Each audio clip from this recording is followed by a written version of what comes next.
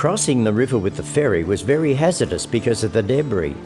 Tree trunks, branches, boats, shacks, water tanks, petrol drums, anything.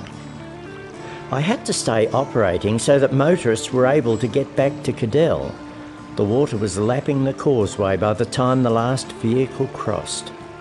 Then I was provided with a launch for future crossings. The Waikerie bank manager made the crossing once a week with his cash strongbox and his pistol. On Sundays, up to 5 denominations of priests and ministers had to make the crossing.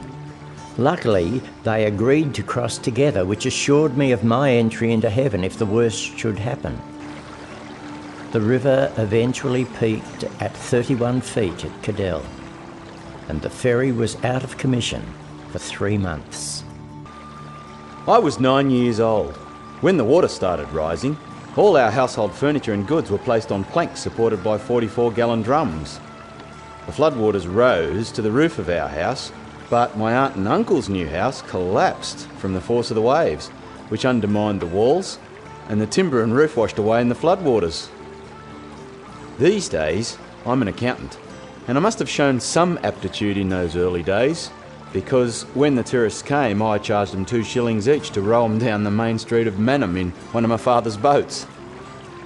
My neighbour, who was the baker in Mannum during that time, often told his story. The local fire chief had come into the bakery and had said, "There's been a break in the levee." And so he slipped on his knee boots, took 2 steps down and found he was well up past his knees in floodwaters. They had had yeast and dough all on trays as they were making buns. They just had to empty everything else out and let it float off in the water. I do recall him saying that the bottom hotel had about 8 feet of water through it, but the pub was operational.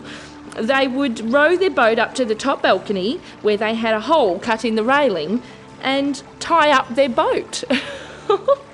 The early high bravado of battle on the levees and community one-for-all spirit was coming to an end. After the flood subsided, there was very little government assistance. People that had been on the floodplain at Marook, at the packing shed, were battling for some relief to rebuild. That's when everything got political. Who got what? Who got compensated? Who was in the paper? Who wasn't in the paper?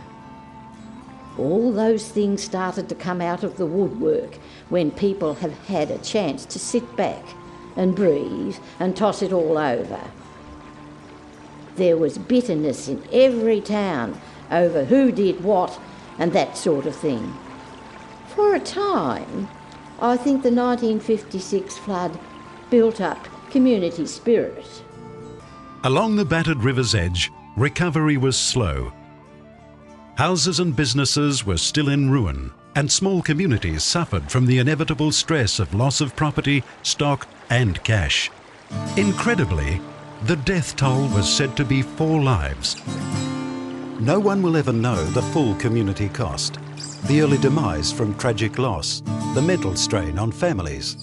But for wide-eyed youngsters sharing the adventure of driving a Fergie tractor, toiling with adults, it was a badge of courage, a rite of passage that helped make a stronger person.